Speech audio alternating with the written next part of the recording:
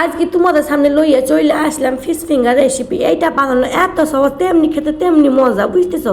এর 10 মিনিটের মধ্যে বাইনা ফেলে দিতে পারবে তোমরা। তো এর লাগে বেশি কষ্ট করা দরকারই নাই। তো এটা যেমন দেখো ওপর থেকে যেমন দেখো এটা মুসমুসে, ভেতর থেকে তেমনি কিন্তু এটা জুসি, বুঝতে পারছো? তো এর লাগে কিছু মাছের পিস লইবা।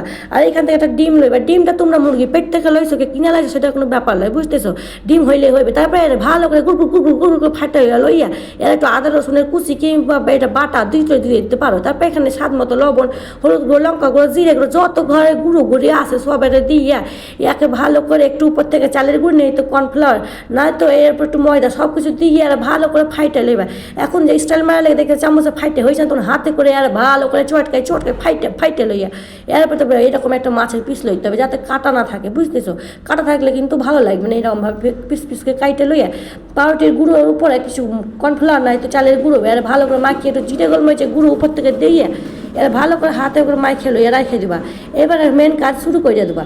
এরা ভালো করে এইটাতে কোটিং করার লেগে আর ভালো করে চুপিং ভালো করে লিয়ে আর ওরা পাউরুটি গুঁড়োর উপরে দইয়া এটা ভালো করে মাইখা লইবা। এমন করে মাইখা লইবা এটা তুমি ডবল কোটিংও দিতে পারো। আমি এটা ডবল কোটিং দিয়ে করে আছি, তো এটা তোমাদের ব্যাপার, তোমরা কেমনভাবে করে লইবা। তারপরে এরকম করে সাইজে শেপ দিয়ে সাইজে লইয়া সবগুলোকে গরম গরম তেলে সইটা দিবা। এরকম ভালো করে পেট লইয়া সইরি আর গোল্ডেন ব্রাউনি কইরা ভাইজা লইয়া এরা এবার প্লেটে লইয়া লইবা। তো দেখো কেমন নরম নরম উপরে জুসি হয়েছে খেতে, ভেতরটা এত স্বাদ তো তোমরা এটা বানিয়ে খাইতে পারো। তো সন্ধ্যাবেলা তোমরা কে কি খাইলে আমার কমেন্টে জানাও।